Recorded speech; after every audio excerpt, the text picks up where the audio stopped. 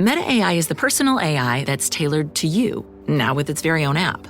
It's built to get to know you, offering helpful answers and inspiration. Looking for something to add to your bucket list? Meta AI goes beyond traveling the world. It remembers you're a basketball fanatic and suggests you attend one of the playoff games. Just start typing or speaking to get the answers you need, wherever and whenever, because Meta AI is your personal AI.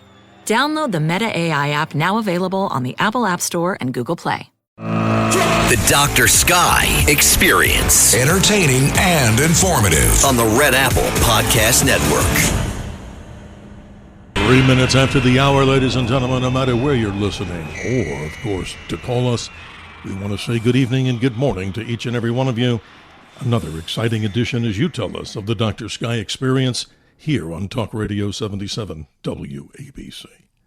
A hearty wish to all the fathers out there as we transition from Flag Day into the morning of the 15th, the midpoint of June 2025, affectionately known as Father's Day. Throughout our 2-hour program with special guests always, we would like to ask you and invite you to the conversation. The contact number is 1-800-848-9222. That's 1-800-848-9222, which, of course, stands for WABC. If you'd like to email me, we appreciate the emails. It's just DRSKY, Dr. Sky, at WABCRadio.com. And to listen to our podcast archive, you can listen and download all that you want. WABCRadio.com and RedAppleAudioNetworks.com. And I would be remiss if I didn't thank our navigator to the stars, Bill, navigating the powerful signal of 77 WABC across the airwaves to the nation, the world, and I'm sure to many, even out into the cosmos. A beautiful show today, ladies and gentlemen, and we'd like, of course, your participation. Plenty of time for you to get in with your questions or your comments. And as we say, we talk about 4 types of conversation: dialogue, debate, discourse, and diatribe. And of course, we love conversation in the realm of dialogue. In just a moment, our very special guest is going to take us on a journey from the Earth to the Moon. He himself, Don Eyles, author of a book entitled Sunburst and Luminary, an Apollo Memoir.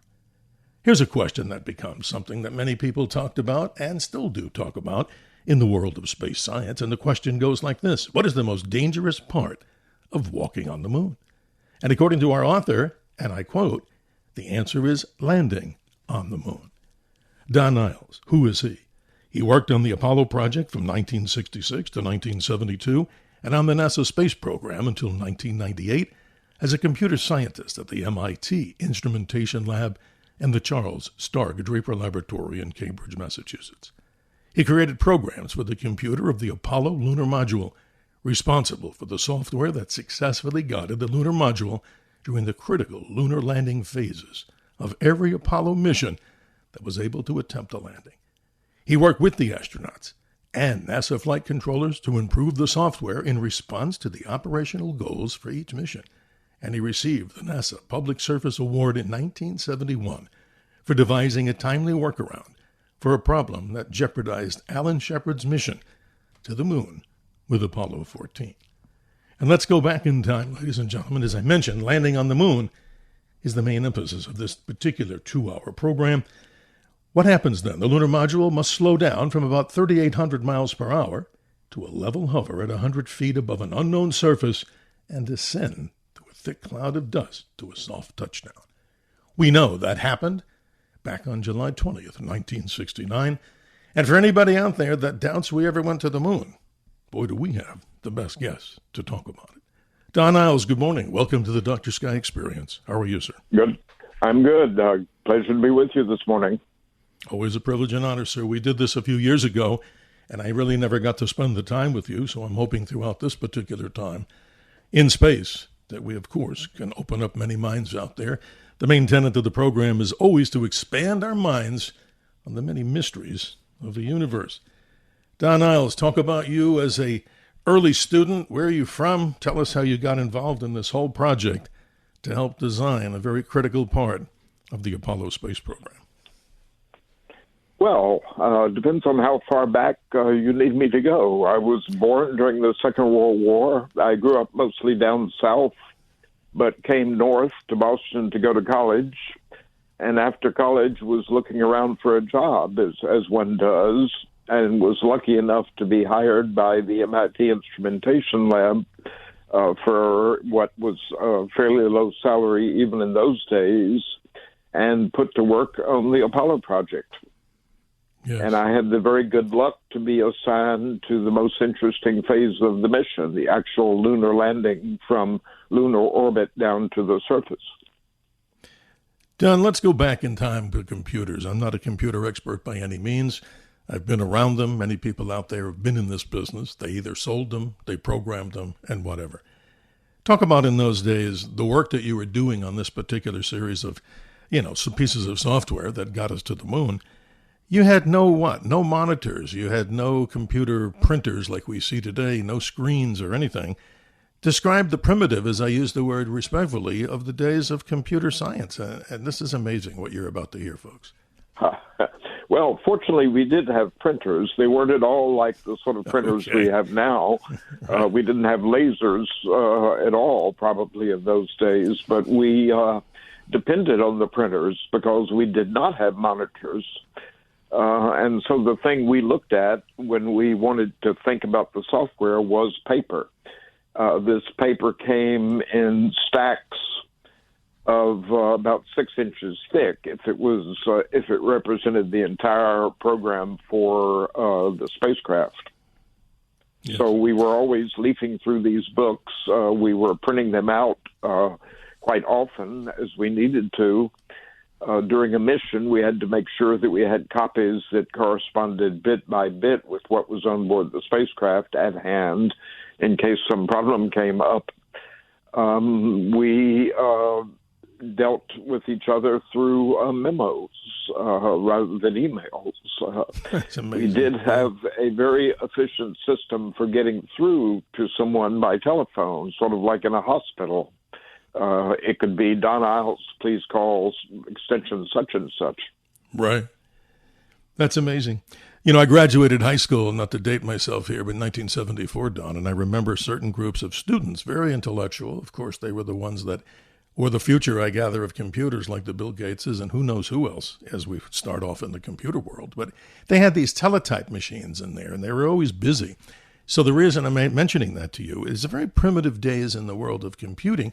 So may I ask, so the audience that has a lot, let's say, higher level knowledge than I do about the computer days and software, what language, did you have to create a language, or was there some standard operating language at the time that you worked in so people understood what you were putting out? The languages we used in the Apollo project were, I would say, 3, if you mean everything we did. Sure. One of those languages was called Mac, and that was for use on the ground-based computer. It was a very easy language to put together some math and run it and see what happened. And the lunar landing programs actually originated in a Mac program written by my mentor, Alan Klump. And so that gave us the first stage of being able to simulate it and see it working. But then when it came to programming the actual onboard computer, we had 2 languages to work with. One of them was what computer scientists would call an assembler language, which essentially writes the code in terms of ones and zeros, but allows mnemonics, allows names to be assigned so that one can think of it in a more flexible way and easy to understand way. And that came in 2 flavors. There was the raw or basic assembler language, which we called BASIC, unrelated to any other languages called BASIC. And that was relatively fast for that computer. The other language was an interpretive language, which made it much more compact to do the sort of 3-dimensional arithmetic that you had to do to navigate in space, but which ran far slower. So we were constantly sort of playing those 2 languages against each other, using one when we needed speed and the other one when we needed compactness, you could say. Yes. But both of those languages were specially designed for the Apollo computer. Don, this is fascinating. Ladies and gentlemen, if you're just joining us here on the Dr. Sky Experience for these 2 hours here on this particular radio station, 77 WABC, we're privileged and honored to have Don Eyles. He's the author of a book entitled Sunburst and Luminary, an Apollo memoir. And for those of us out there, I read the book with great pleasure, but tell us what sunburst and luminary are as we go into this conversation so everybody's on board with the understanding of what it is. Well, I mentioned the 6-inch thick books of paper, and each one of those represented a version of the program for the computer. But the overall name of these programs had to be assigned. And the main programs for the lunar module were one called Sunburst and one called Luminary. Mm-hmm. So most of my book is about the creation of those two programs that were called Sunburst and Luminary. No, it is fascinating, Don. And let me ask you this on a personal note. When did you get the inspiration to want to move from one particular discipline to knowing that this is your gift, as I call it, in the development of the software? I mean, did you wake up one day, obviously, maybe as a child you had this passion to say, one day I want to work around something called computers. When did that come to you? I mean, that's like an inspiration, they've said. Math is usually an inspiration, like art. Well, I can't really swear that that's the case. Mm-hmm. Going to high school, I had read about computers, of course. In response to something we had read about it or heard about in math class, with a friend, we built what you might call a primitive component of a computer. In other words, a circuitry made of relays that would implement a truth table, either for the and or the or operator. But I really didn't have any thought that would be my profession. Okay. And as a matter of fact, I was a somewhat reluctant mathematics major when I was in college because I was equally interested in history and art history and in literature.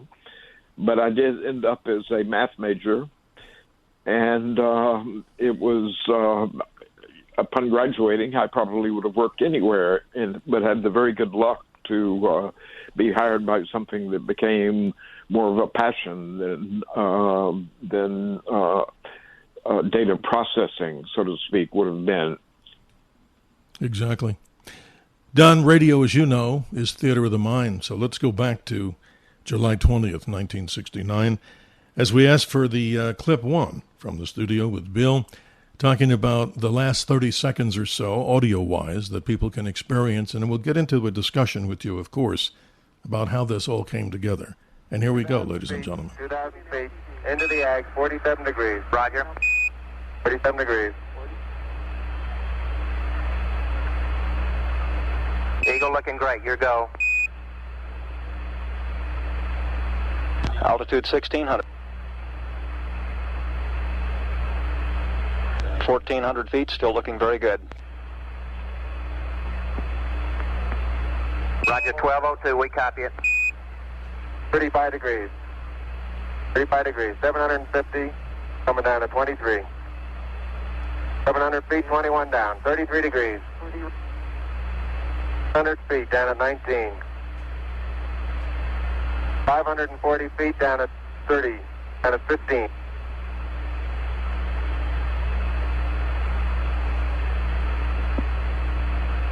Okay, 400 feet, down at 9. Gate forward. 10 and 50 feet, down at 4. 33 and a half down.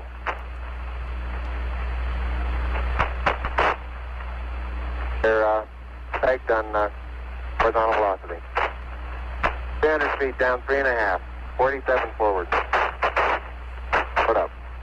Down 1.5 down. 70.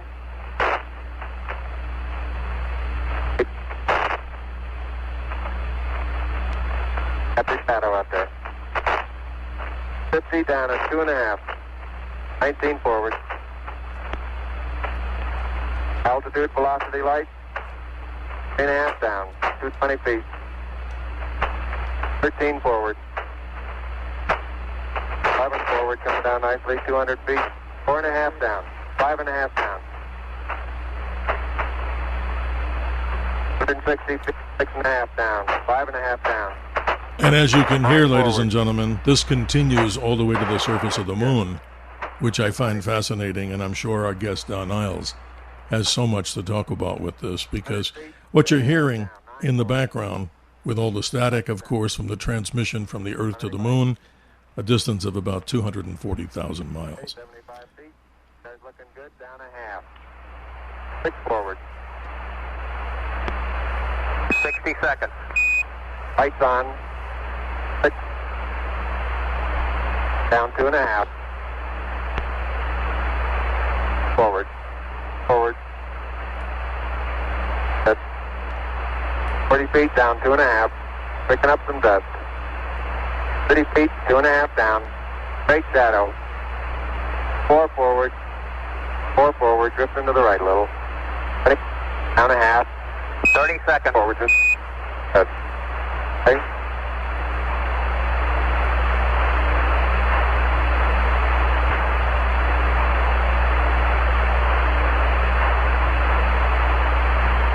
Houston, Tranquility Base here. The Eagle has landed. Roger, Tranquility. We copy you on the ground. You got a bunch of guys about to turn blue. We're breathing again. Thanks a lot.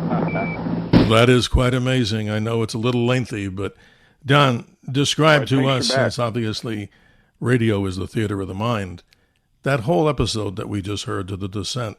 That's a very, very critical time, to say the least, right, of getting down to the surface. Describe that. Oh, very much so. When that clip started, they were, I believe, up around 1,500 feet, and they were still in what we call the visibility phase, which is a time when the load on the computer is at the very greatest.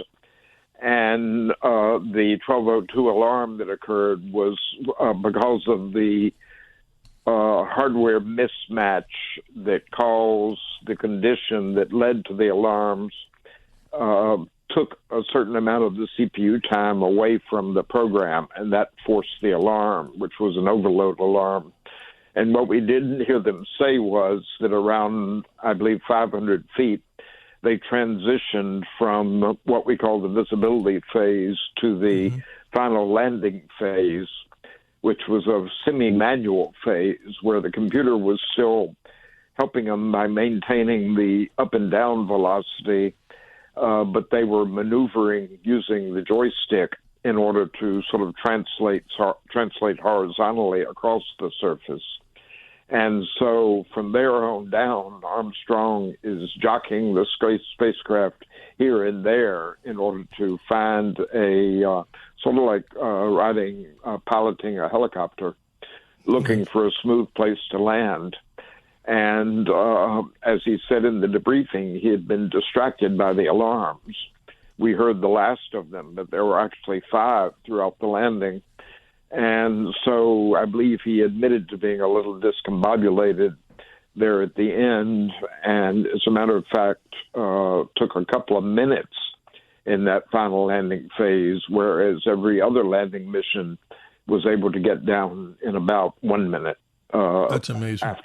After leaving the visibility phase. It's incredible, Don. I mean, everybody out there who witnessed it, I was young at 13, and maybe the young children today, the only access they really have is to look at video or some other things that they can watch from the past. But here's the question that, of course, comes up. I do a lot of public speaking. Obviously, you do, with this great experience in the life of this, in your life with the space program. On a serious note, I mean, what do you tell anybody that says we never went to the moon? I mean, it has to be, you know, we don't get nasty with people like this in response, but what's your take on this? How do you respond back when you're the guy that did this, and you know that you trained and worked with the people that made these landings? What do you say to people? Well, I do wonder where people are coming from who occasionally you find believe that so strongly. You know, it seems like an expression of pessimism about what humans are capable of. Yes. And I haven't got a whole lot of patience with that point of view, and sometimes I'm a little bit rude. I think probably the easiest way to put it that people would understand is that at that time, we were in a real race for prestige with the Soviet Union. And they had the capability of monitoring everything we did. If we had faked it, they would, of course, blown the whistle on us. And so you could say that the fact that that didn't occur says that the Russians, with their great capability, were vouching for it. Yeah, you're right. I mean, I come across this. I have no experience like you have. And, of course, I mean, it just seems to be so strange. I'd go to so many of the Space Fest conferences and talk to those astronauts and, you know, the Apollo moonwalkers, as we call them. And we only have, 4 of the original 12 that are still in existence today. And the stories that we're going to hear from you, Don Eyles, here throughout this whole archive that we call the Dr. Sky Experience, I find most fascinating because I think everybody, you know, especially young people, I think if they're looking at maybe going into career in Space Force, look at what came before us and the great history that we talk about here in this particular era of the United States. And you're so right, Don. This was a very tense time. President Kennedy, of course, with the proclamation of, you know, sending a man to the moon and returning him safely back to Earth in that decade before it was ended. That's amazing. And I just find it so amazing. Do you think we had more of an American focus on this? And I don't mean to get political, than maybe we do today in our space program with privatizing. NASA struggles with a small budget. What say you? Were we more aligned to focus back then? Well, I think we were.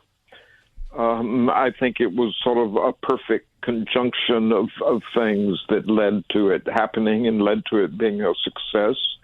You know, it was an idealistic time, which meant that there was some of the same capability that could have gone into building, you know, more and more sinister weapons systems actually was able to be turned to what was basically a generous purpose, doing something, you know, for all mankind, as the expression goes. I think that there was a sense of exploration in the culture then, both inner and outer. And we see that in all sorts of aspects, you know, including music, including what was experimentation with drugs. All these things represented sort of an open-mindedness. And correct. I would also say that the industries that sort of were called on to do this were also enough excited by what they were doing that they were able to be more generous and work better together and so forth. And I think to the extent the space program has become, you know, sort of a, you know, dependable cash cow for a wide range of industries, I think the sense of excitement suffers from that. Well, Don, you know, by experience, you've done this, and this is why we have you here and appreciate your time as we discuss all this. So really quick, before we go to the break in a couple of minutes here at the bottom of the hour, we call it a hard break. Many people know that. And folks, if you want to get in on this conversation, the lines are lighting up here, and we will get to you as best as we can, as we say, because we do have a subject here that we'll be discussing with great guests like our guest Don Eyles for this 2 hours that we're on with the Dr. Sky Experience. 1-800-848-9222 if you're a new caller, or if you're a regular caller. We appreciate your commentary in the form of what we call a dialogue, where we have conversation.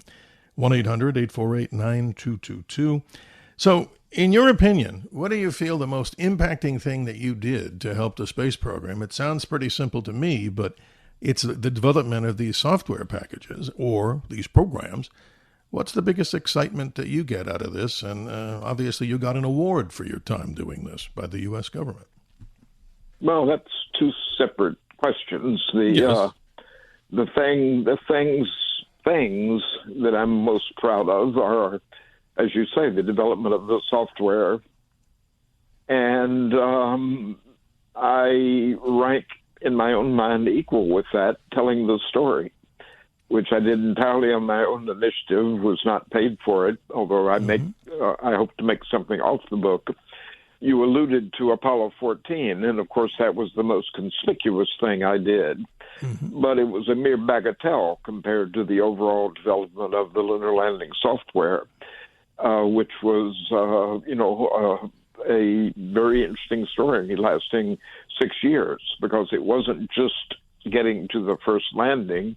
It was learning from each landing and improving the software as we went along, so that NASA had the ability to land the LEM in less hospitable terrain that had greater scientific interest. So in many ways, the period after Apollo 11 was more exciting than the period before it, in an odd way. Yeah, no, that's fascinating. Again, 1-800-848-9222 as we move into Father's Day 2025, celebrating American independence again for Flag Day, as we move to the 4th of July and so many other positive things that we could talk about. Our special guest, Don Eyles, here talking with us about Sunburst and Luminary and Apollo memoir. And you know, folks, if you think he just sat behind a desk compiling things to do software, well, you ain't heard nothing yet, because this gentleman was involved in actually working side by side with some of the more notable moonwalkers there in the full-born big simulator. And we'll be talking about that when we come back, ladies and gentlemen, here on the Dr. Sky Experience. Always, if you'd like to email me, we appreciate that. drsky, Dr. Sky at WABCRadio.com. And our podcast archive, we appreciate all the people who go there.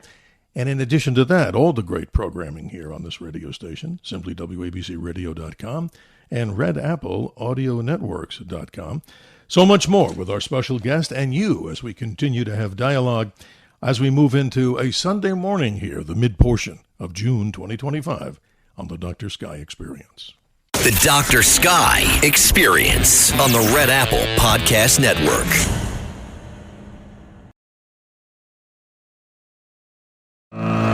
The Dr. Sky Experience. Entertaining and informative. On the Red Apple Podcast Network. Okay, Houston, as I stand out here in the wonders of the unknown at Hadley, I try to realize there's a fundamental truth to our nature. Man must explore. It's the most beautiful thing I've ever seen. Roger, 181, and we have a view of the real that is absolutely unearthly.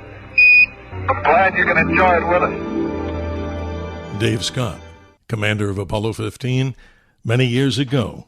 And our special guest, Don Eyles, will be talking all about these different Apollo missions from 11 all the way up to Apollo 17. Before we begin, a certain quote from a certain astronaut named Neil Armstrong. And it goes like this: "The search for knowledge is what brought men to the moon, but it took knowledge already acquired to make it possible to get there." Don, fascinating things we're talking about here. I appreciate your time. Let's go to the callers and let's welcome Joe in New Jersey. You're on with Don Eyles, a man who knows a lot about landing on the moon. Good morning. How are you? Dr. Sky, thanks for taking my call, my friend. First, thank you. Dr. Sky and Don, your wonderful guest. I want to say hello to you, too. I want to say a happy birthday to the United States Army. As a Navy veteran, 7 years. Yes, sir. I can't forget my brothers and sisters in the United States Army. Happy 250th birthday to all the men and women. Yes, sir. Thank you, Dr. Sky. Indeed. Dr. Sky, Apollo is the most magical time of somebody growing up in the 70s. And I was growing up in the 70s. I'm 64. And my father woke me up on July 20th on a black and white TV, no air conditioning. The windows were open, the fans were going, and made sure that I watched history on the television. It was the most fascinating time to grow up with Apollo. It was a magical time. We watched every space liftoff from all Apollo, 7, 8, 9, 10, and then we waited for July till they landed on the moon. It was great. It was fascinating. Well, Joe, I love your enthusiasm. I mean, how can we beat that, right, Don? We're not trying to beat anything. He says it well, but your response to this, Don, I mean, this is so powerful, what we did. And I remembered as a 13-year-old, right, like our friend Joe, on a black and white TV that wouldn't hold vertical. So we had to hit the TV. This is amazing. Well, I remember those TVs very well myself. The day of Apollo 11, when I finally went home, when, our work was done, they were safe on the surface, and eventually we had to go home, and I turned on my 19-inch black and white TV and watched those very crude images as you saw a shadowy person descending the ladder and stepping onto the surface. Yes. So it was, in many ways, I was a spectator just as Joe was, and perhaps with the same wonder, even though I knew a great deal about what had gone on to make it happen. Yeah, it's amazing. Joe, you're filled with so much enthusiasm about this, and I wish there were more Dr. people Sky, like you out there. Yeah, I love it. I love it. Dr. Sky, one more thing. I know, Pete, you got a full board. We do, my friend. Yeah, I know you do. Just one more thing. They don't make tough guys like that no more. I remember them guys sitting at the computers with the white shirts, the ties, and smoking cigars. They were tough guys. Absolutely. Were tough guys. Now you can't walk into a place and even smell like a cigarette. I know it. That was a different breed, them guys. They were a generation. Dr. Sky and Don, I want to say happy Father's Day to you guys and to all the fathers out there. Dr. Sky, thanks for taking my call. Love you guys. Joe, bless you. Thank you. Happy Father's Day. The phone calls keep coming in fast, ladies and gentlemen, like meteors and meteorites through the cosmos. Let's say good morning on line 2. Go ahead. I was going to say, it's funny that Joe mentions the air conditioning, because the software for Apollo was created in a non-air-conditioned building. We didn't think that was necessary in those days, except, of course, for the computers. The computer rooms were air-conditioned.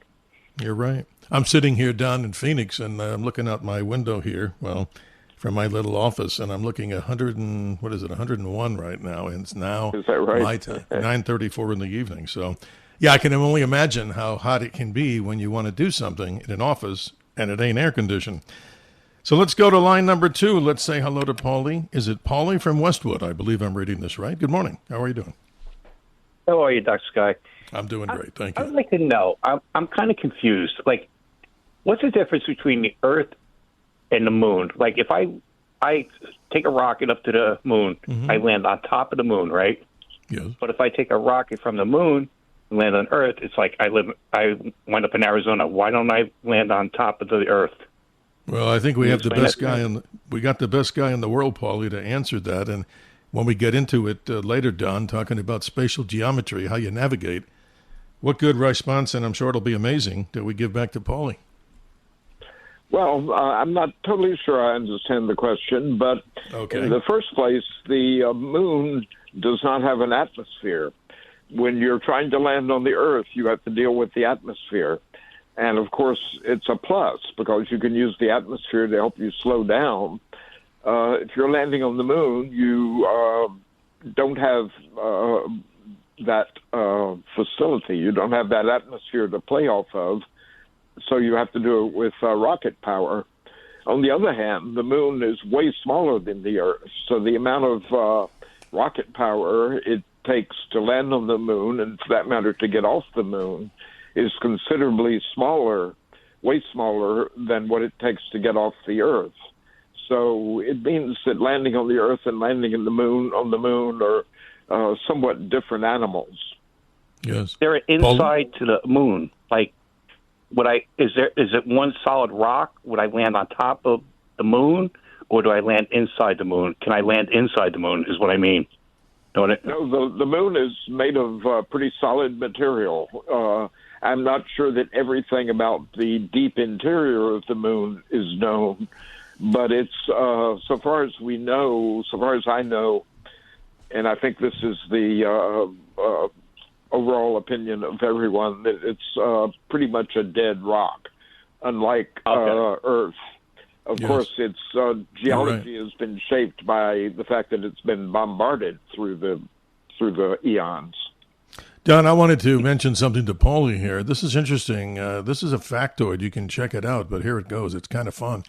We tell people in our programs the diameter of the moon is 2,159 miles across. So what does that mean? I'm here in Phoenix and New York City. So that distance, if you almost clock it down to be equal, right, Don? It's a very small, object in space, but a much necessary one, Paulie, for us with tides and all that. But just like Don is mentioning to us, it's pretty much a dead rock. He's right on that. So Okay. your response back? Go ahead. Paulie, you with us? Yeah. Okay, continue. No, I was just wondering, is there I was just wondering if is it a rock, like a solid rock, or is it like the Earth, whereas you can go inside of it, inside the globe, you can go inside the Earth, right? Yes. But if you dig a hole or go into a cave, of course you can. Yeah. But for the most part, you're landing on the surface of the Earth or in the water.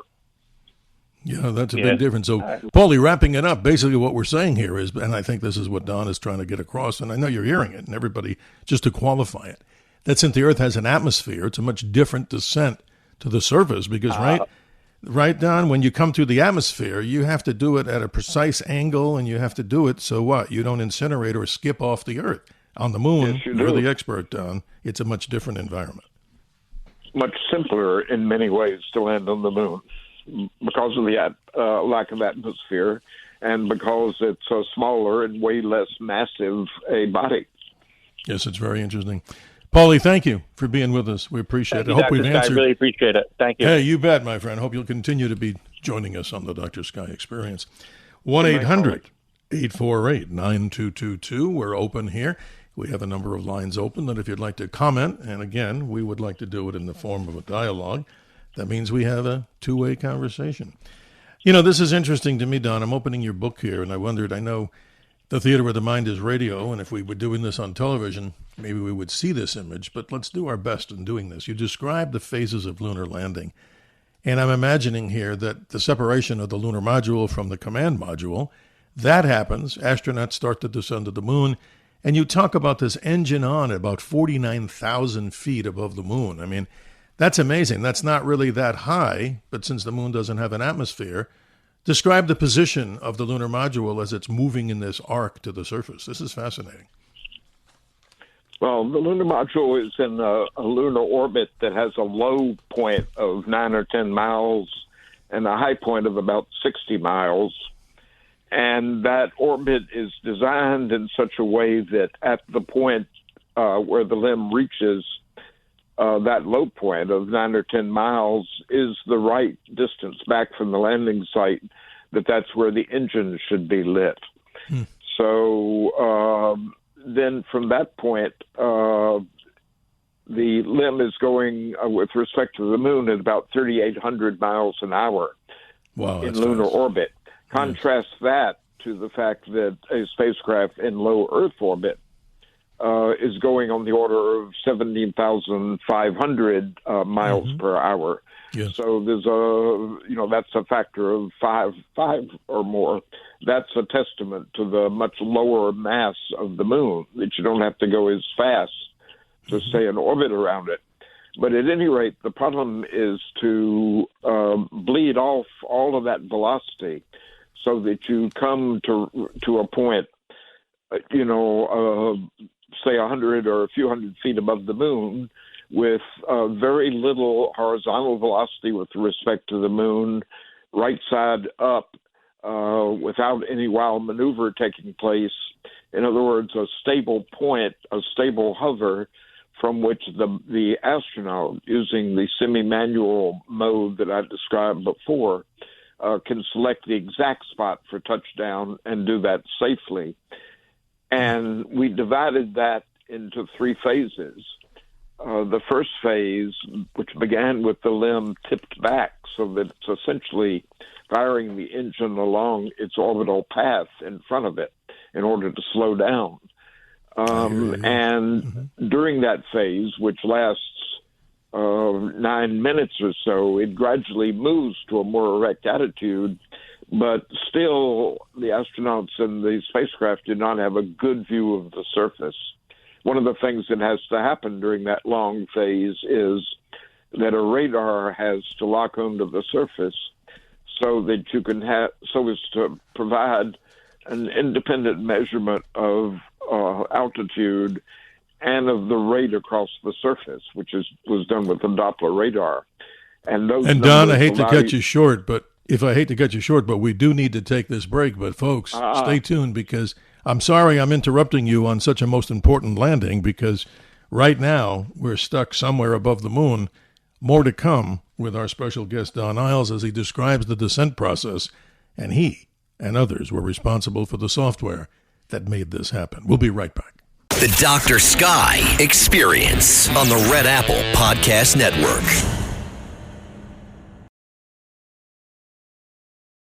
The Dr. Sky Experience. Entertaining and informative. On the Red Apple Podcast Network.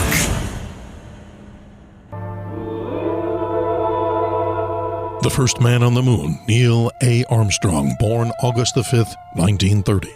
Passed on to the infinite August the 25th of 2012. The first human to set foot on another world, the moon, back on July the 20th, 1969 with Apollo 11. Total time on the lunar surface for Apollo 11, 21 hours and 36 minutes. The total time for the moonwalkers, 2 hours and 31 minutes, in which they collected some 46 pounds of moon rock. When you look up at the moon tonight, know that men from the planet Earth first set foot upon the moon July 1969 AD. We came in peace for all mankind. As you look at the moon tonight, give a wink to remember the first man in the moon, Neil A. Armstrong. Our tribute to astronaut Neil Armstrong and his other members of these particular Apollo missions as we continue to talk with our special guest, Don Eyles. A great book, ladies and gentlemen, technical and also telling it like it is, unfiltered. We love that, entitled Sunburst and Luminary and Apollo Memoir. You can get a copy of this book from Point Press, Fort Point Press, Boston. Thank you. Don, welcome back. I'm sorry I had to cut you off as our lunar module is somewhere above the moon. Please continue as we're going to descend. Okay. Well, my book is available at all the usual places, not just directly from the publisher. So I appreciate your calling out to it. Yes, I believe I was in the midst of what we call the breaking phase, which was, you were, in terms of time, was the majority of the landing.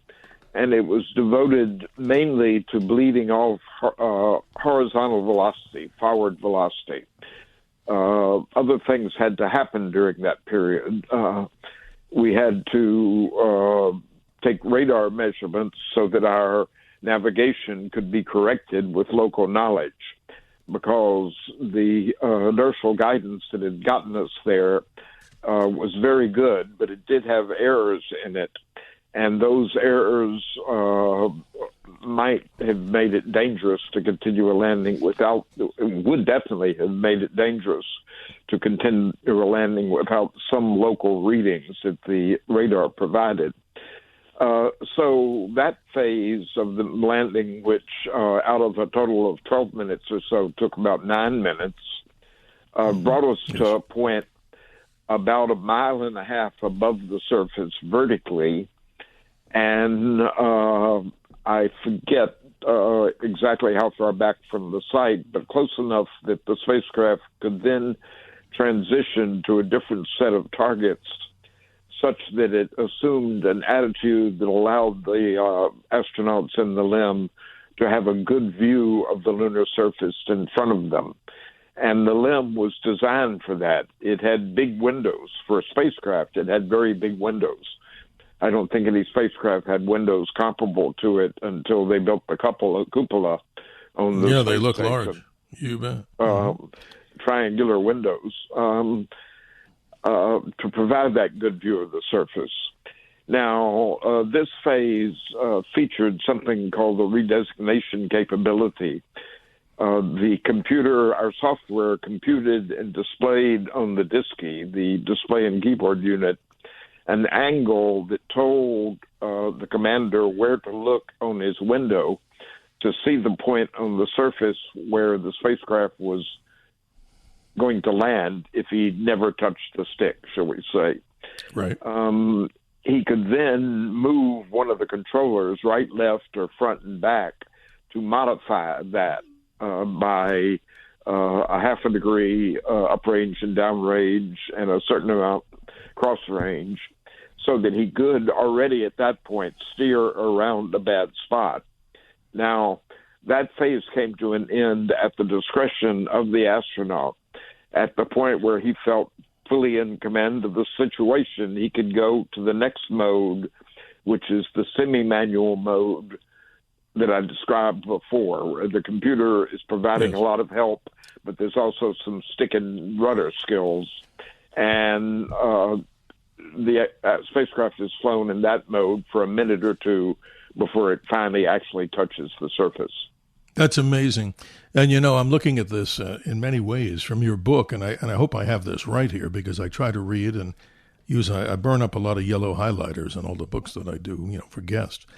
Is it true, Don Eyles, that this particular mission was some 4 nautical or 4 miles off the designated location? No fault of theirs. It was just to get it down safely. Is that a fair statement? That is a fair statement. That's exactly true, as a matter of fact. And much of what we did immediately after the mission focused on eliminating that error.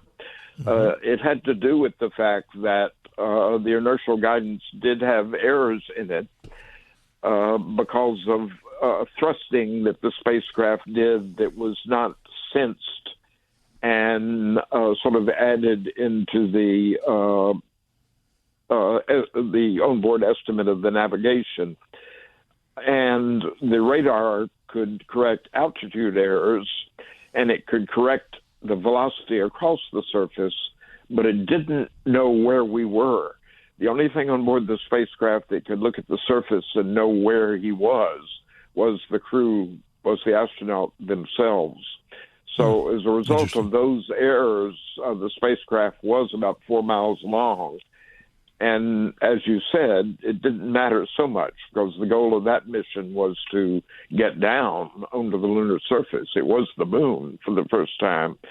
And the surface could have been as rocky and difficult to land on at the original spot as it was where they finally did come down. So it was fairly inconsequential, but it did have to be corrected because from then on, we wanted to be able to land the LEM exactly where we wanted it. So we develop a way to correct that. No, you did, and you did amazing things, and more to come. But this is amazing. I'm at Space Fest one time, and I'm talking to Charlie Duke, as you know, I'm sure, very well. And he's telling me, he says to me, Steve, that's me, Dr. Sky, he said, he goes, I'm pretty famous before I was on the moon. I said, what are you talking about? He was smiling. And he said, I'm the voice that says, hey, you got a bunch of guys down here about to turn blue. And I said, well, there you go. We just played that earlier in the Dr. Sky experience for everybody to hear. But why I find that fascinating, he then became what? The 10th man to walk on the moon. All this history is combined into one thing. So I was kind of surprised when he looked at me and he said that. It's amazing.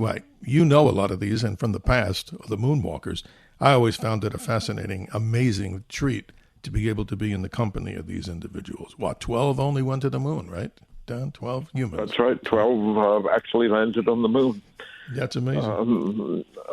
Jim Lovell approached the moon twice, but never got to land on it. That's amazing. God bless. And we'll get into so many of these discussions. I just want to remind the folks that are trying to call in here, it continues to be open lines for many lines, but the whole point is, if we haven't gotten to you yet, we'll of course have to say, and politely, we'll move you into the second hour if your patience continues, and we appreciate your patience. 1-800-848-9222. Getting a conversation if you're driving or going somewhere or just listening and just tuning in. Who do we have here on the Dr. Sky Experience? Don Eyles, his book, Sunburst and Luminary, an Apollo memoir. He and his team developed this landing software for the most amazing part of American history, at least according to many. And seriously, folks, if there's anybody out there that really doubts that we ever went to the moon, I think we have a gentleman here, among other guests we've had, who can explain this in so many ways and so much detail. I want to define this, and so just before we lose this hour, as it's almost up, if we're inside, in the mind's eye, we're inside the lunar module, the commander, if I'm correct, is in the left position, and the lunar module pilot is operating the right side. Is that a correct statement? That is correct. And the commander's job is to mostly look out the window, especially once they reach the visibility phase, whereas the incorrectly named limb pilot on the right side, his main job is to relay information to the commander. That clip that you played earlier, when you hear someone saying 47 degrees, as he said at the very beginning, that was the look angle for the system I mentioned earlier that points to where the spacecraft will land. And later, when he's saying down at 9, he means the spacecraft is descending at 9 feet per second. When he says the forward is whatever the number was, he's talking about the horizontal velocity across the moon, because, of course, it's important to land slowly vertically, but also not to be moving horizontally as you touch down. Yeah, this is fascinating, Don. So, in other words, and we'll get into this in the second hour, ladies and gentlemen, 1-800-848-9222. I'm sure we'll get many people to want to inquire about this most amazing part of American space history. But I'm going to be talking with you. I thought it said Dr. Sky, but you call it a disky. So this is what, without sounding humorous here, there's this thing in the middle that, for the lack of a better description, is like a keypad with numbers. So this is kind of like your modern day, or then kind of like you're having your controls through an iPod or a computer screen, correct? That's right. It's numeric displays, no character displays, and for general purposes, only 3 5-digit numbers, plus other numbers that say what phase of the mission we're in, and which identify the noun and verb that define what the 3 numbers are. Amazing. This noun and verb being the language that was developed for communication between the man and the software.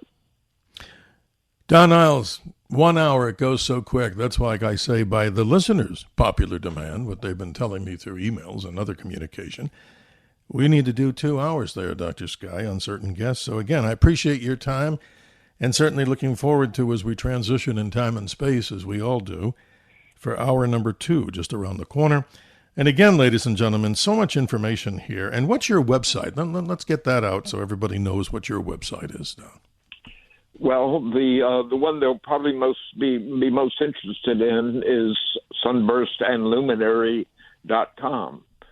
SUNBURSTANDLUMINARY, just as it sounds. Sunburst and Luminary, right. That includes a picture gallery that goes further than what's in the book, and also contains an excerpt that can be read.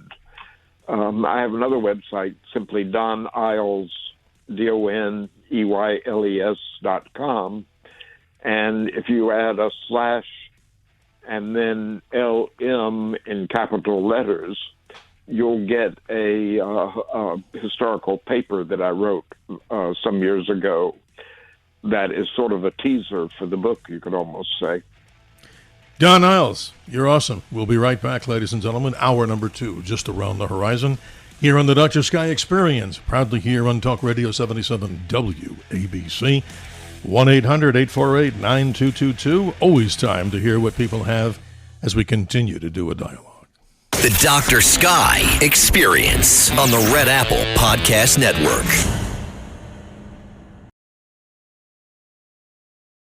The Dr. Sky Experience. Entertaining and informative. On the Red Apple Podcast Network. Good evening, good morning. 3 minutes after the hour as we continue to move through time and space. Always great guest as you tell us through email and other modern-day means of communication. As we continue in our 2-hour format with great guests, if you're just joining us, Don Eyles, he and his team wrote the software for the lunar module, the successful Apollo programs. His book, Sunburst and Luminary, an Apollo memoir. He joins us here, and ladies and gentlemen, we'll now continue with the phone calls. Let's say good morning to Joan in New York City. Joan, good morning. You're on with Don Eyles. How are you? Oh, hi. Yeah, a question I've had. I know when they talk about terraforming Mars, one thing I always wondered is how would the low pressure the atmospheric pressure on Mars. How does that affect the human body? And then I realized, well, on the moon, there isn't any atmosphere. There isn't any atmospheric pressure. So the human body, which is used to, almost 15 pounds per square inch on the Earth? Approximately, yes. Yeah. Mm-hmm. Yeah. How does the body react on the moon to the lack of pressure? Don, knock it into the ballpark. There you go. We're out of the ballpark. Well, you don't want to do that. Yes, exactly. You would perish very quickly.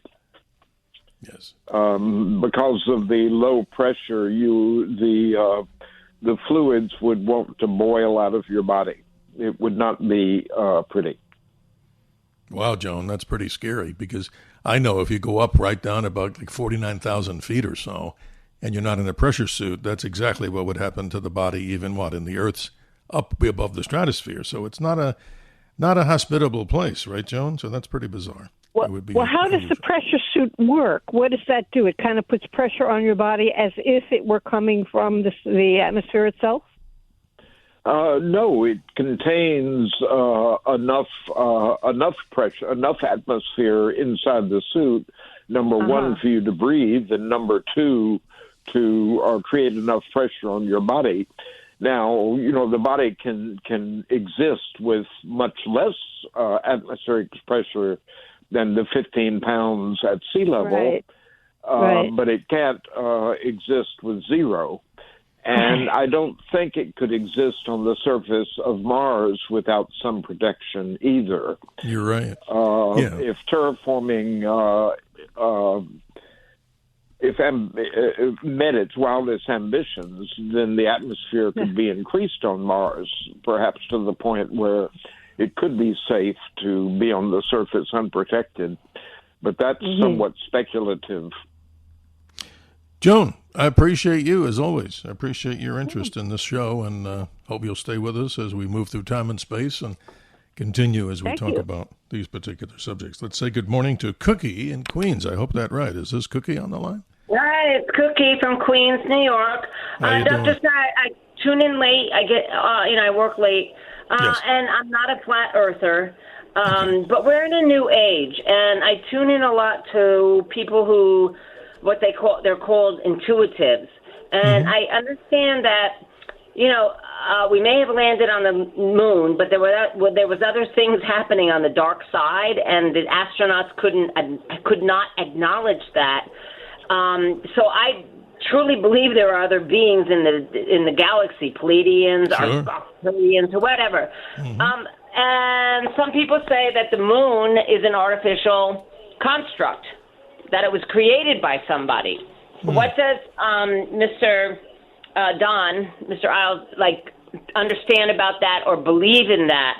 And I'm not a dome person, where we have. I get it. No, I get it. I get it, Cookie. You bring up some way beyond than you. Yeah, you bring up some good points for analysis, Don. I think this is interesting in conversation. You've had a dialogue. Well, I don't know everything, but I am pretty certain that there's no manned activity on the moon that has not been made public. I don't think there are any colonies or any installations on the backside of the moon by human beings or by anyone else. I think it's not a place that anyone would choose to set up shop. I do agree with the caller that there certainly are beings elsewhere in the universe and probably in our galaxy. It's the numbers game, that there's so many stars that could have planets, so many at this day and age that have been identified as having planets, that it defies logic to think that we could be the only orb, the only planet that could have developed a civilization. I would add some cautionary words to that, though, because when a civilization becomes advanced enough to do something like space travel, it also, as has ours, may have reached the point where it's capable of destroying itself through accident or through bad acting and so forth. So it may be that the lifetime of civilizations like ours in astronomical time is relatively brief. So it's not too surprising, I think, that we haven't yet seen any unmistakable evidence of other civilizations. Cookie, people can live longer and have the intelligence to live longer. But I understand, Palladians are visiting Earth all the time from the Pleiades,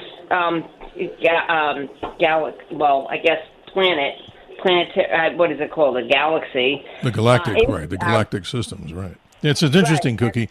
You know what we're going to do? I'm going to encourage you to call us back on next week. Here's why. We have some UFO topics that we're going to get into very heavily, and those folks, I think, will have some of these answers beyond the topic that we're talking about. So I appreciate, Cookie. Thank you. We're open-minded to both agree on. Guys, keep it up. Good work. No, thank you, and good morning to you, and happy Father's Day to everybody.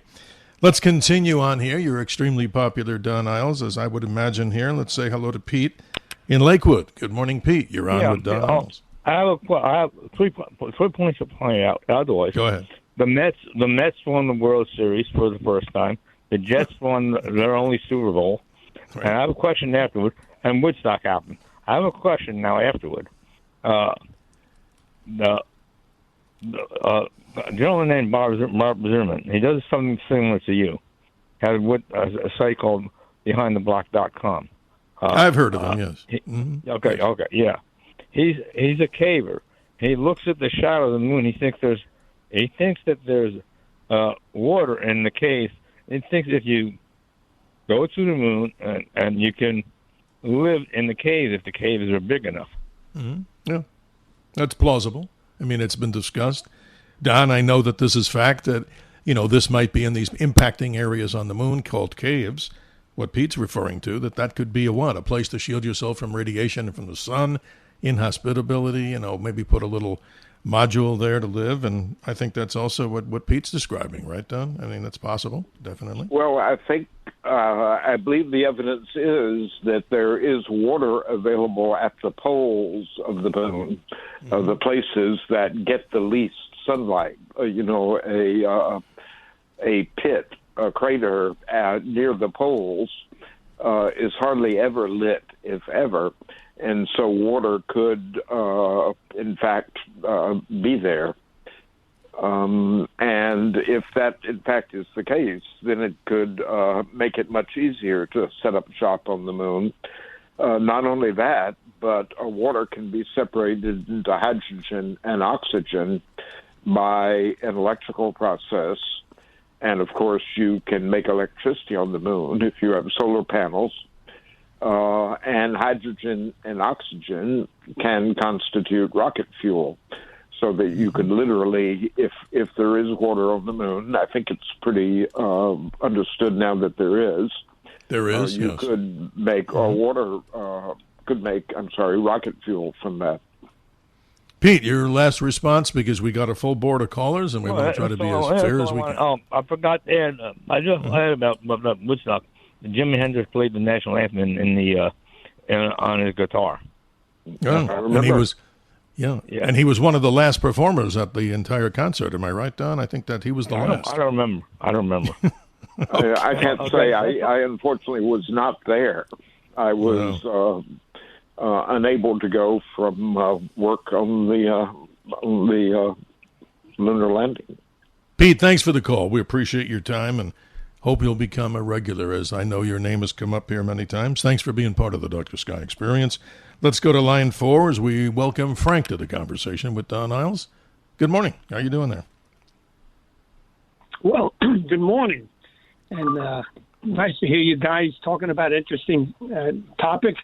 My interest is a little bit in the communications. I'm a ham radio guy, and and I know it takes a little bit of time to get a signal from the Earth to the moon, maybe about a second and a half.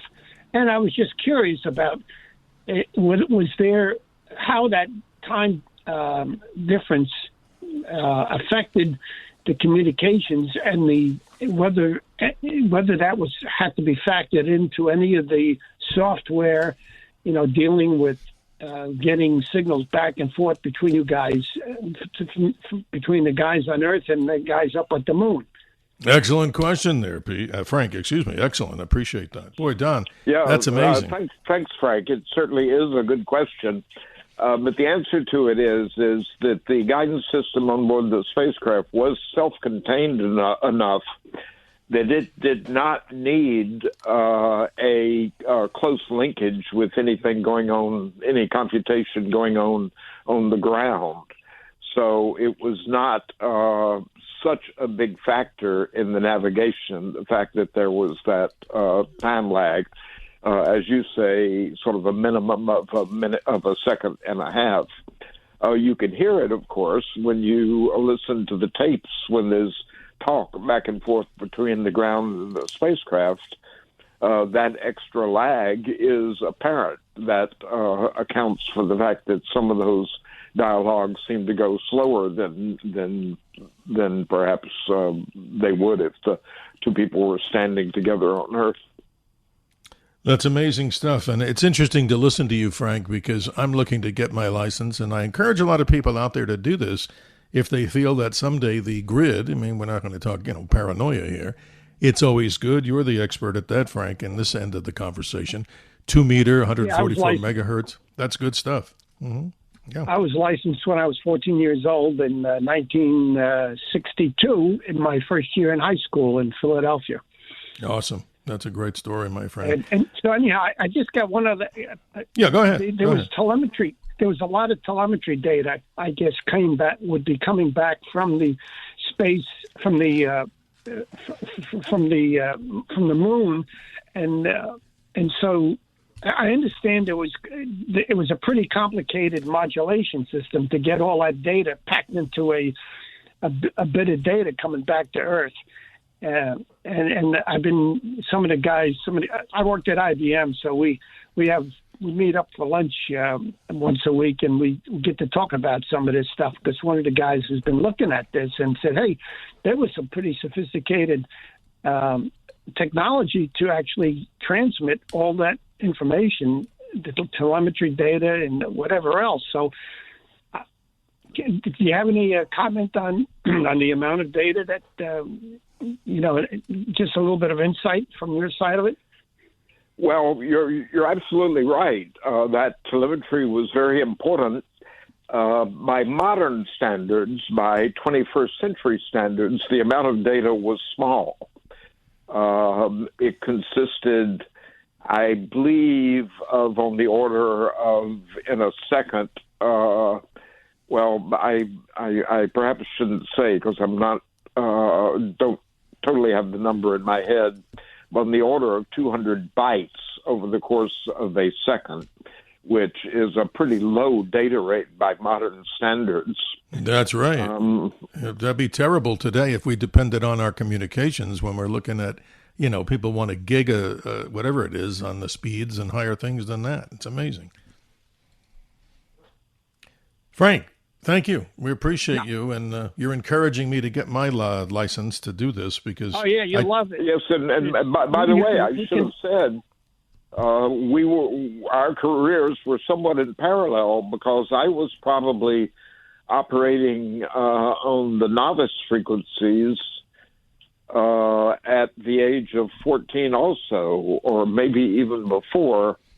I was K4ZHF wow. back in those days. That's cool. And you know what scared me, guys? What scared me, guys, was having to do the code test, and that's why I think today there's a whole different paradigm. Thank you, Frank. We appreciate you. Just a little tidbit talking about code. If you've got an Android phone, you can get an app for it that when the phone rings, you can have it send out, let's say, somebody's initials in Morse code. So wow. if the phone is in your pocket, you don't even have to listen. You don't. For one thing, you could use the vibrator to read the code just from the vibration, or you can listen for the tone. So you'd know who's calling you without even having to look at the screen. How about that? That's a great thing. Frank, you're awesome. That's only on the Android phone, and I've been busting Apple's chops about getting it so that you could do it with an iPhone, but apparently it takes too much security. Well, you Frank, would think so, but thank you for being with us. I hate to cut everybody short here. I feel bad about it, but hey, my job is like the air traffic controller. We're trying to keep the landings and the departures on some sort of a schedule. But thanks, Frank. We appreciate you and hope you'll continue to be part of the Dr. Sky experience. You know, this is the interesting part of what I've read in your book, and I'd like to have you take as much time as you need to explain this, and I'm just going to bring it up in generalities. The Apollo guidance computer, 1 cubic foot in size, first significant use of integrated circuits.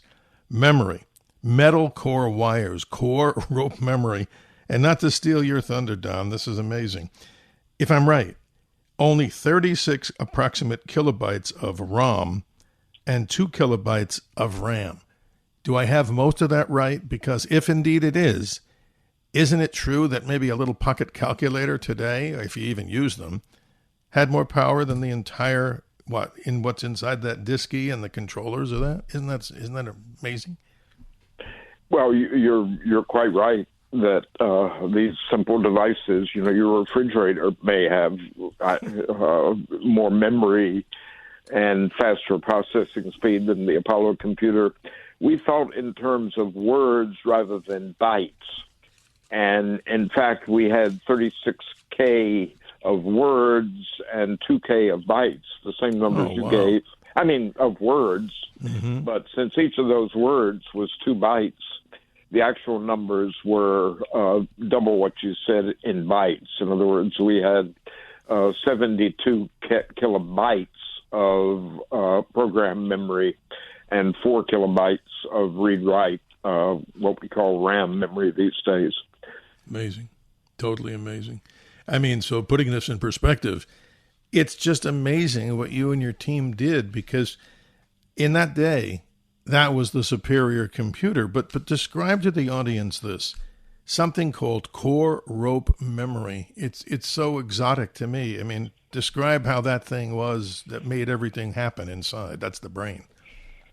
Well, it was a type of memory that you could call primitive, but it was extremely reliable. It was so reliable that those memory modules can be read and executed today. It's been done. There's a group in California that has actually resurrected actual memory modules, and they still are readable. So it was, for the day, fairly compact and extremely reliable, and that reliability was the main goal in using that type of memory. The way it worked, I'll have to be a little bit technical, but the memory consisted of ferrous donuts, if you will, called cores, that had wires running through them. And some of those wires were activation wires, so that if you were trying to read a particular place in memory, the computer knew which activation wires to turn on, and then it knew which sense wires to sense to see what the bits were. Those sense wires would give a reading of a 1 if they happened to pass through one of these donuts, or a 0 if they happened to pass around them. So that's the way the memory worked. Totally amazing. Yeah, totally amazing. The read-write memory was a different kind of memory, also advanced for its day.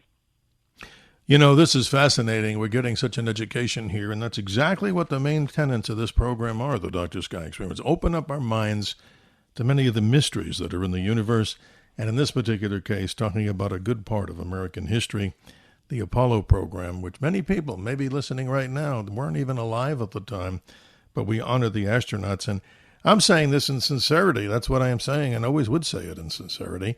I think you and your team should have got a Nobel Prize for this, and that's a shame that they didn't, but maybe there's hope. I would give you guys that for all the things you, and interestingly enough, ladies and gentlemen, some very important women, right, Don, were also involved in the development of this particular type of, computer software, not a simulator, but the real deal. That's my opinion. Definitely. Absolutely. Certainly that's the case. There were not in those days as many women in the profession, but we had some who were very important. And one of those is Margaret Hamilton, if I'm correct. I mean, people can read about her. Indeed. Okay, time is of the essence here, but we want to go to the callers. Let's see, before the bottom of the hour hard break. Let's welcome, if she's with us, Pamela in New Jersey. Good morning. You're on with Don Eyles. How are you this morning? Good morning. I really appreciate your guest describing his skill set, because it was new revelation to me how primitive, the computer system. I mean, and I don't mean that in an insulting way. I just Not mean at all. like Yeah. it's fascinating. It reminds me in school when we graphed graphs on the vertical and horizontal, Right. Within parentheses and everything. And that was the basics of moving items, the cursor on a screen. When I started out in teaching in the 80s, I didn't grow up with, outward computers. So I took every free course they offered. And I remember BASIC being like this. And to find out that the space module was basically the predecessor to video games with the throttle and the coordinates on the keyboard is fascinating to me. And using radar, I always wondered about that, using radar to land the modular. And I wondered, how advanced were the cameras? Now, we know cameras were set up to film the astronauts. Did they have cameras on the exterior side like vehicles do today? I guess not, obviously, to help them along with the radar and the computer. Pamela, great comments, observations, and questions. We're getting short on time, so I'm going to be respectful to everybody on both sides of the conversation. You'll have to take the answer off air because I want to give Don, of course, an opportunity. But I really appreciate you and everybody who's calling this experience, because this is an opportunity for, as I like to say, have some dialogue with communication. Pamela, appreciate your call, and we turn it over to Don. Well, the cameras were inside the spacecraft. The LEM did not have cameras on the outside, and the cameras that it did have were film cameras. So the images could not be viewed in real time. So they were a record that had to be processed when the film got back to Earth. But I'm very happy that we had those cameras. Oh, you bet. And, I say this, Pamela's still listening and everybody else listening around the world. This is something so simple. For anybody that doesn't believe that we went to the surface of the moon, I always recommend here at ASU, Arizona State University, there's, as you probably know, Don, there's a little office there for the Lunar Reconnaissance Orbiter, and they give out these posters, and that's observing the moon, which, of course, they've detected and imaged from orbit all the landing sites. But what I say, when your take on this, please, why doesn't Elon Musk or somebody just send a robotic craft with 4 and 8K television, not to disturb the site, but land, as we're going to get into Apollo 12, where if the Apollo 11 was some 4 nautical or 4 miles off, their goal with Pete Conrad, as you know best, was to get close to the surveyor. What say you about going ahead and trying to do that to disprove, or to prove that this did happen? Wouldn't that be amazing? It sounds so simple. Well, I don't think it needs to be proven or disproven. I think it is proven. There you go. It's proven by so many counts. When somebody brings that opinion to me, sometimes my answer to that is to say, okay, do you think I'm part of the conspiracy, or do you think I'm among the dupes? And they don't quite know what to say. It would be utterly impossible for an effort of this size to have been faked.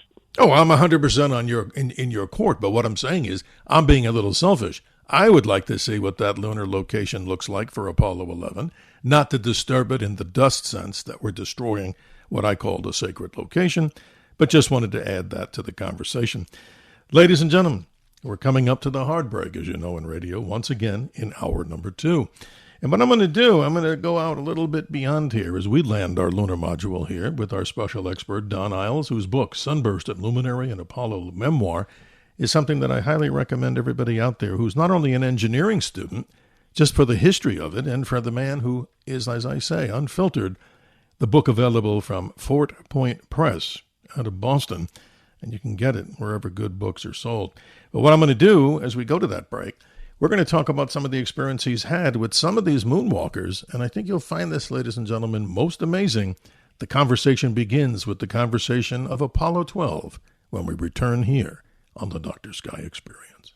The Dr. Sky Experience on the Red Apple Podcast Network.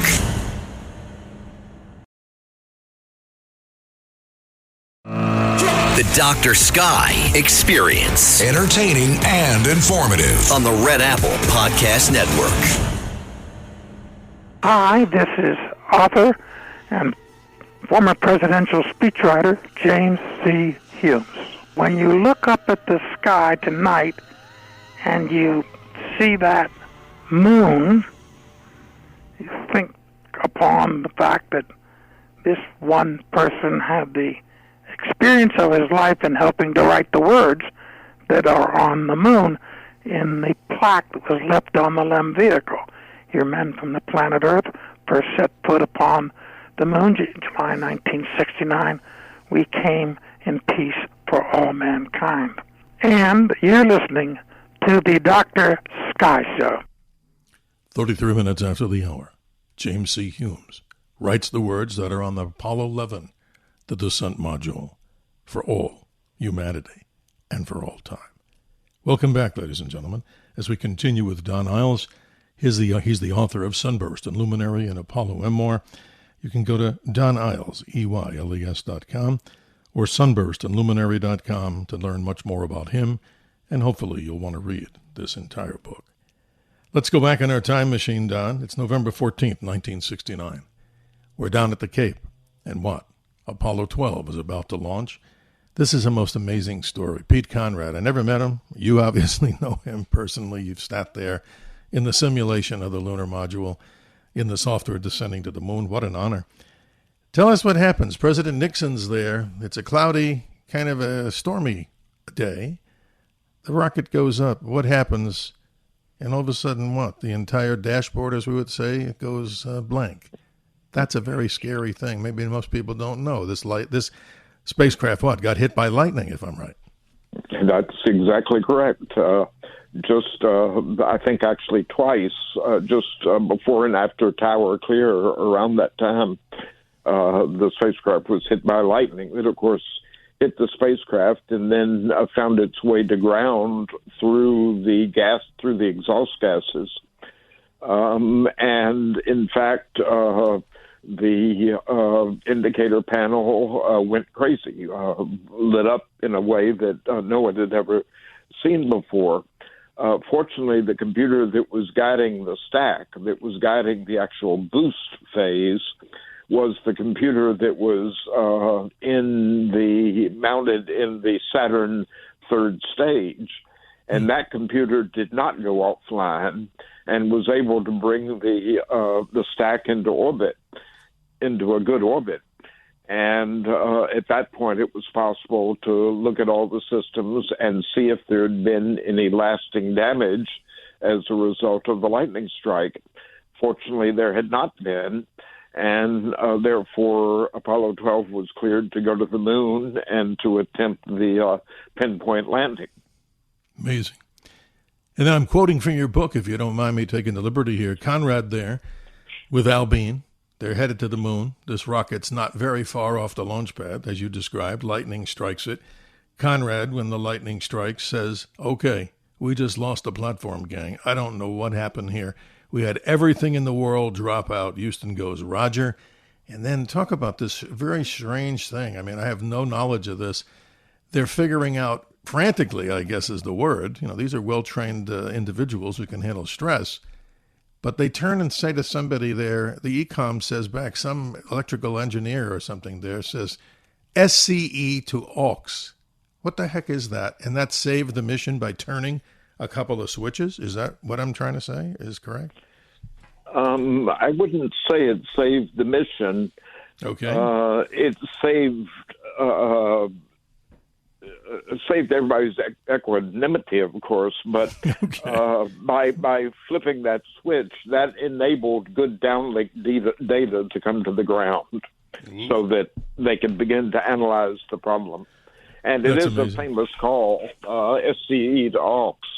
And nobody in the spacecraft knew what that was at that moment except the LIM pilot that was seated on that side of the spacecraft where that switch was. So it was Al Bean, the LIM pilot, who threw that switch, which made good downlink data come to the ground in Houston and was the starting point from being able to diagnose the problem and determine that it was not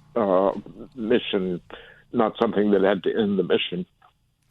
1-800-848-9222, as you may know by now, but if you're a new listener or new caller, we implore you to give us a call if these particular subjects that we talk about are of great concern and interest to you, and why wouldn't they be? Don Eyles is our guest to the top of the hour, ladies and gentlemen. And Don, this is so fascinating. Let's talk about this. I find it amazing. You're with Pete Conrad. You're the developer, among others, that worked on this software. You're in there taking what? The right side? Are you then the lunar module pilot in the simulator and he's the pilot? You're doing this together, a future astronaut to go to the moon. I'm amazed.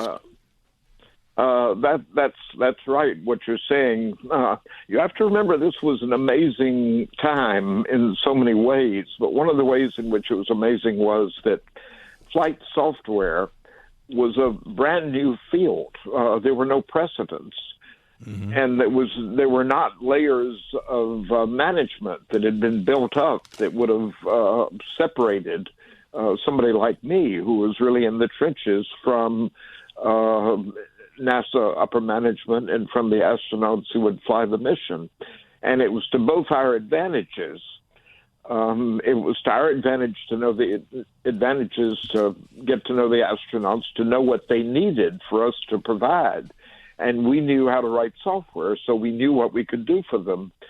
But it went beyond that, because an astronaut could have ideas also, and there were very smart guys that did have ideas.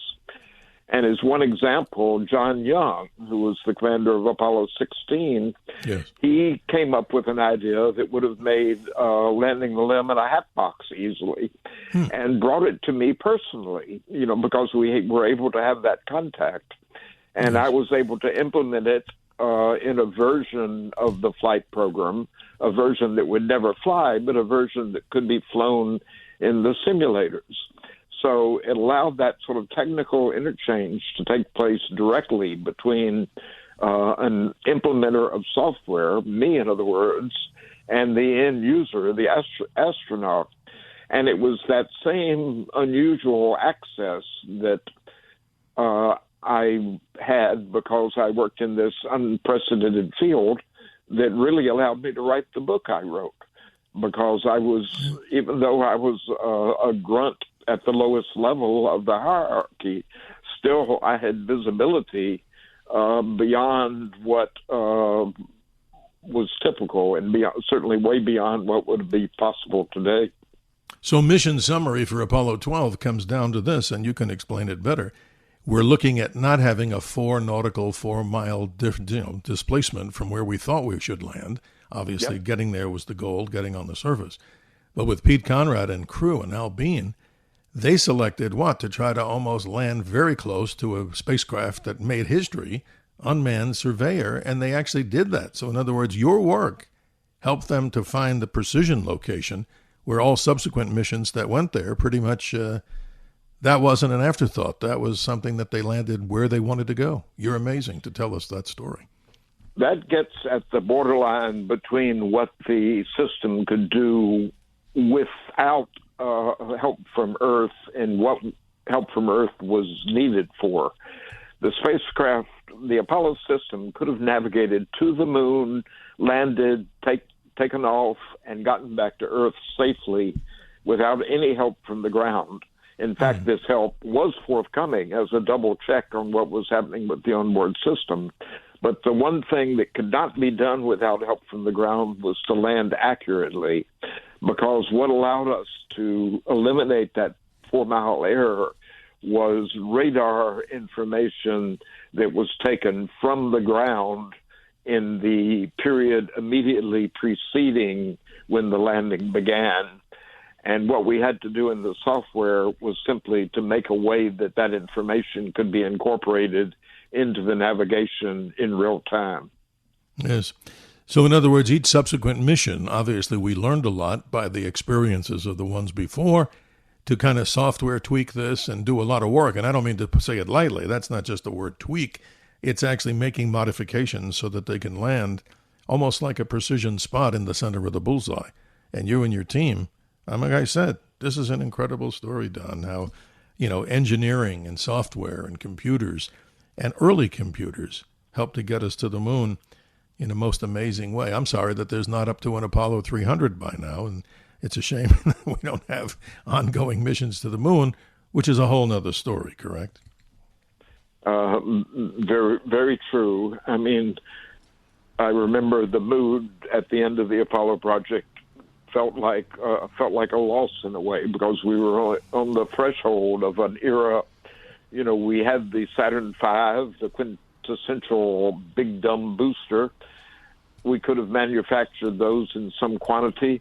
Going to Mars seemed very simple in those days, just required a little more fuel. We could have learned then the techniques of onboard assembly that we later learned when we built the space station. We already had the Skylab space station planned, which would have given us the biomedical experience that we would have needed for such a mission. And it seemed like a great loss that we did not do that at that time. Agreed. And now hopefully we'll get to the moon, whether it's Artemis, whether it's Elon and his Starship, or maybe even the Chinese. I mean, many are saying that they have the ability and the passion to want to get to the surface of the moon, and they may do that. And they may do that, according to some other space experts that we talked to, within the next 4 to 5 years, maybe sooner. An interesting story. Don, we're up against our last break here, and we do appreciate you to the top of the hour. And I'm hoping that you'll come back with us in the future on this, because as I go through this book, I've only we scratched maybe 1/10 of the entire material here. But it's a call to action that people want to go and hopefully get a copy of your book, and then can sit in their own time and convenience and learn so much more about your experiences. Ladies and gentlemen, they're listening, of course, to the Dr. Sky Experience here on Talk Radio 77 WABC, 1-800-848-9222. Still time if you have question, comment in the form of our conversation dialogue. We'll be right back. The Dr. Sky Experience on the Red Apple Podcast Network.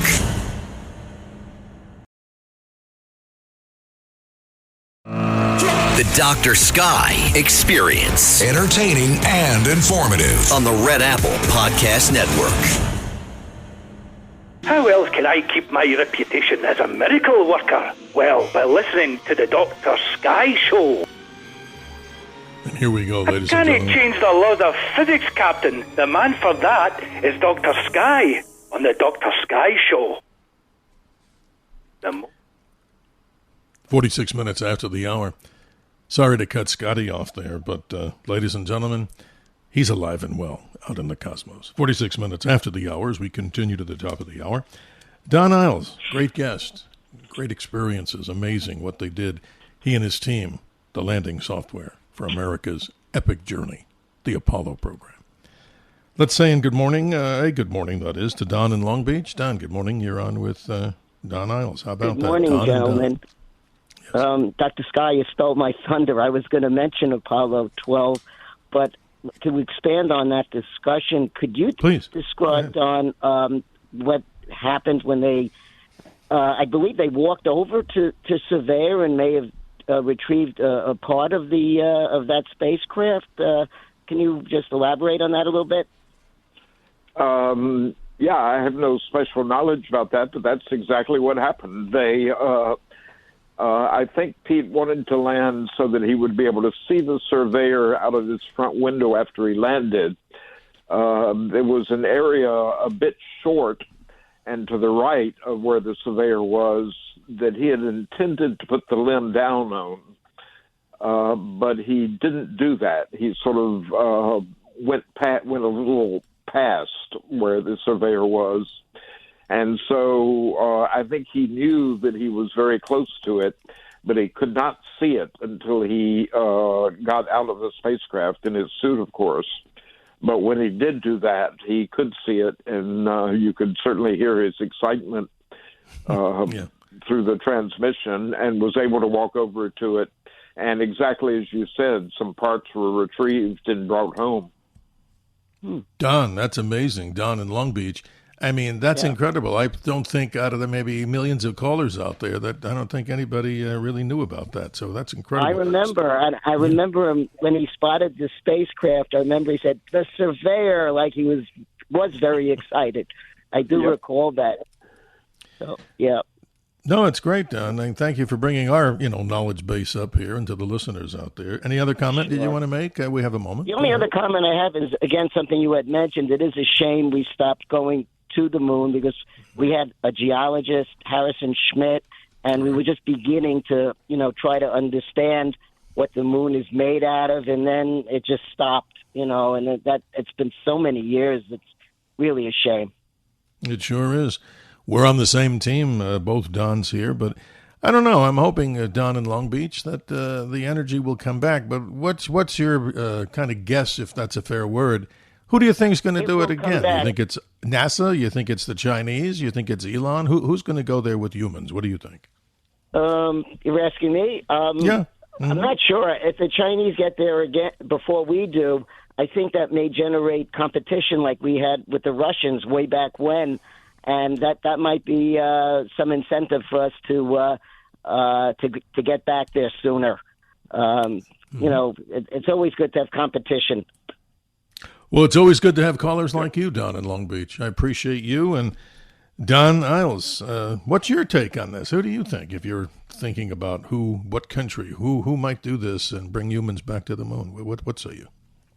Well, I agree with the caller. I think I would not be surprised if the Chinese are the ones who achieved this. I think perhaps they, whatever their faults, have the ability to think longer term than we do with our very volatile politics and our lack of the ability to concentrate.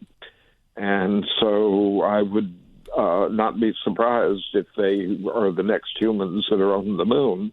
I have a great deal of respect for Elon Musk's organization, and I think by setting their sights on Mars, they probably greatly accelerated the point where we do get to Mars, although there are problems with that mission that I don't think have been fully dealt with yet, such as the radiation exposure on the way to Mars.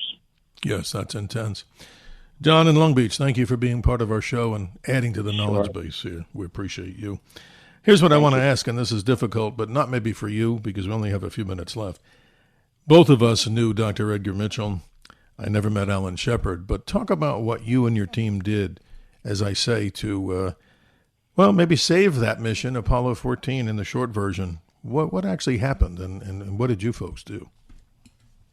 Well, as I said before, it was a mere bagatelle compared to some of the other stuff we did. What was necessary, the abort switch in the cockpit sent a signal to the software. There was a little piece of software that I had written that looks for those signals, and if the signal is received, it starts the abort process. So someone needed to find out a way of defeating that little piece of software. And since I had written it, obviously it was up to me to defeat it. And in fact, that's what I did, was to figure out a sequence of keystrokes on the display and keyboard unit, which reached deep inside the computer and changed bits here and there, but which allowed them to proceed with the landing without the hazard of this short circuit in the switch ruining the mission. Yeah. So trying to understand this for the listeners, and you're doing a great job, but I have a question because I'm a little confused. So that light, as they're descending, should not have been on But caution to the wind, they didn't push it. So if they did, they never would have got to the surface. They would have aborted. That signal, when that lit up, would have been the only way to push this. The spacecraft would have left and not landed. That was their quick way to request the abort, was that button. So the workaround that we created took away that capability. So they would have had other ways of doing the abort if necessary, but the quick way to do it was taken away from them. Don, on the personal note, if you don't mind sharing this, what does Don Eyles do today? I mean, some of the things that you're passionate about, how do you spend your time, if you don't mind me asking? This is interesting. Well, these days I call myself an artist here in Boston. I do photography.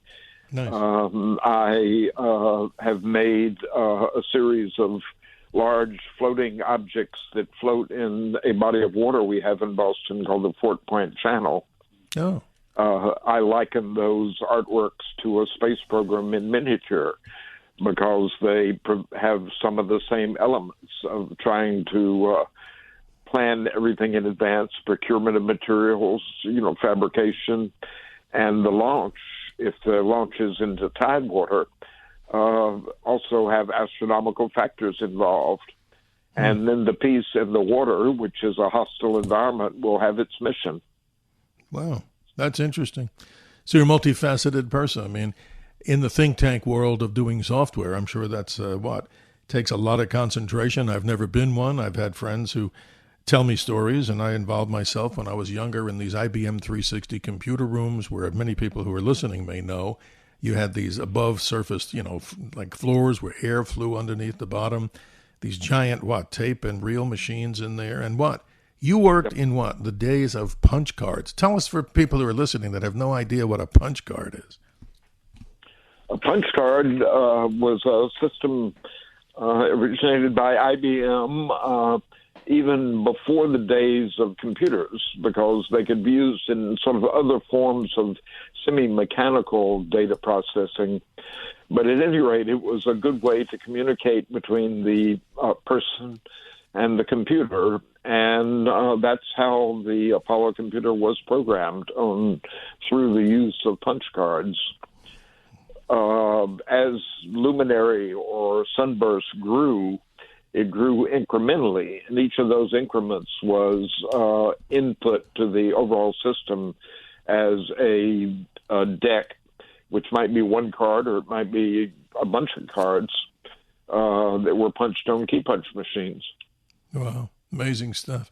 And I remember one person warned me when I was just kind of a lowly little messenger inside one of these computer buildings, and I did my job. I shouldn't say lowly, but nothing like the computer people that did all this stuff like you guys. But they told me, if indeed you get stuck in here, it's not a good idea. And I said, what do you mean? He said, if there's any fire, we have something called halon. And I said, what's that? And they said, it'll just suck the air out of the room. I don't think I'd want to be in that room.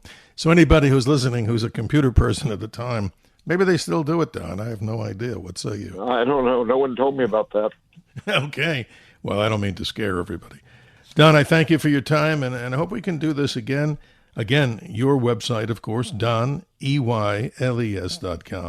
And also, as you mentioned, the side website that goes direct to the book, Sunburst and Luminary.com, if I've got it correct, right?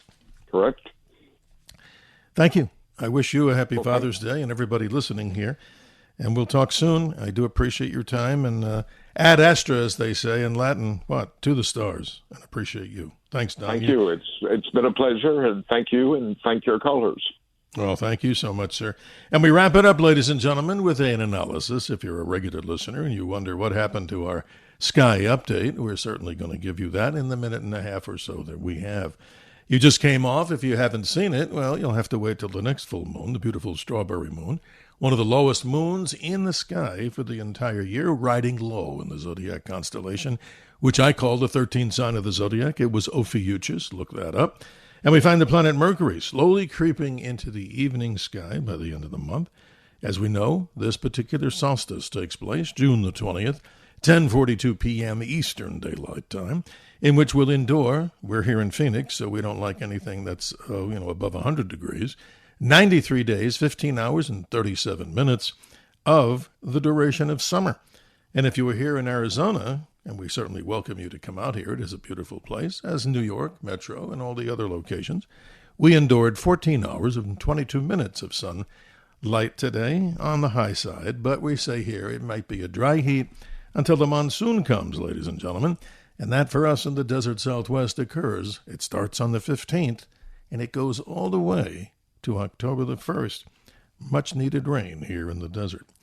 And if you'd like to learn so much more about that, at the Dr. Sky podcast, of course, here on WABCRadio.com. Always a Sky update, so if you don't get all the details, we jam-pack that with so much more information so that you can, of course, be abreast at the beauty of the night sky.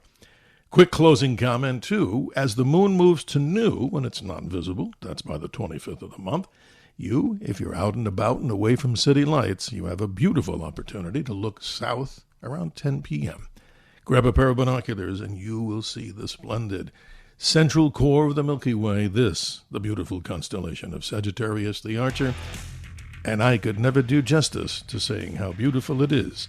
And I want to thank Bill, our navigator, who is, of course, behind this powerful signal of 77 WABC across the airwaves to the nation, the world, and I'm sure, as many of you believe, even out to the cosmos. We'll see you next week. Have a great Father's Day.